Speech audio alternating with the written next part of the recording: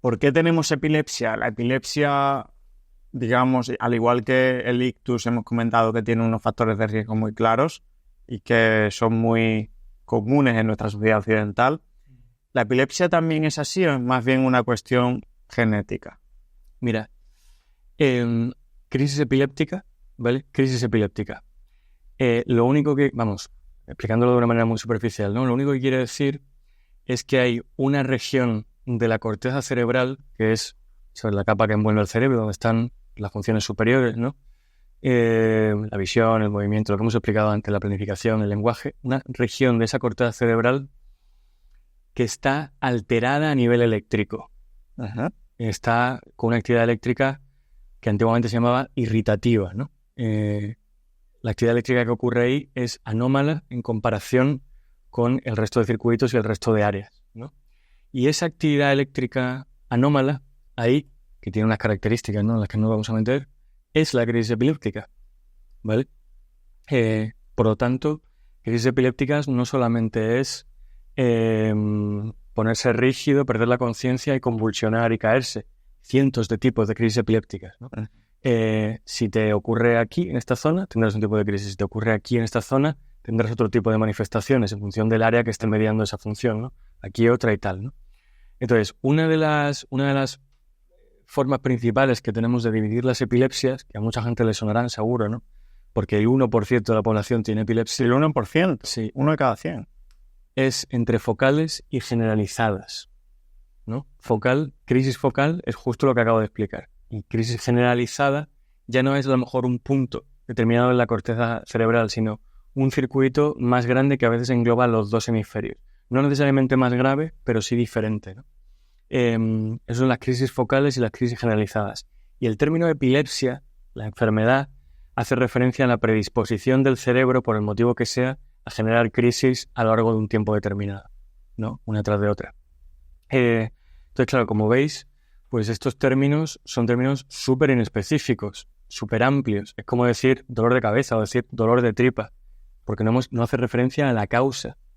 Hay muchas causas que pueden generar que yo tenga electricidad alterada en un punto del cerebro, ¿no? Por ejemplo, yo tengo un infarto cerebral, un ictus isquémico, puede quedarme una cicatriz en el cerebro que irrite esa zona y produzca crisis epilépticas y una epilepsia, ¿no?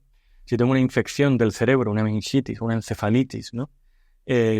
Igual, ¿no? Puede haber una irritación, una crisis y una epilepsia, ¿no? O tóxicos, o alteraciones en la analítica de sangre, ¿no? ¿Qué tóxicos, por ejemplo? Ilusiones. Pues, por ejemplo, se me viene a la cabeza la cocaína, por ejemplo, ¿no?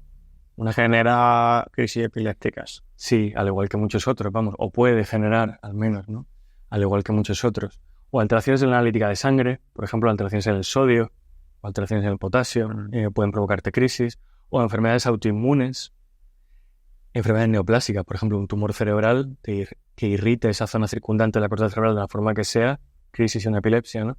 Enfermedades degenerativas, neurodegenerativas, como el propio Alzheimer, por la disrupción estructural y metabólica de esa zona, ¿no?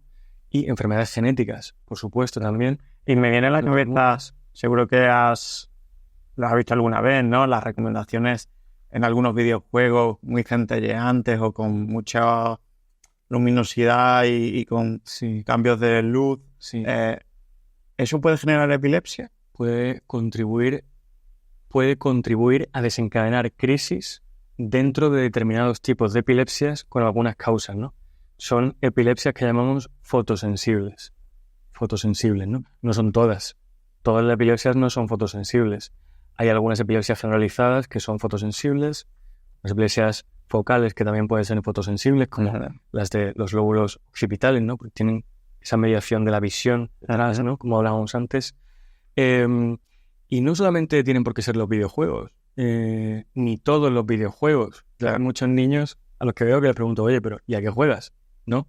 A lo mejor juega al ajedrez en la Play, no lo creo. ¿No? Muchas veces los pacientes son simplemente estímulos visuales repetitivos alternantes, ¿no? Muchas personas lo que nos cuentan, por ejemplo, es clásico el ir en el coche o en el autobús, ¿no?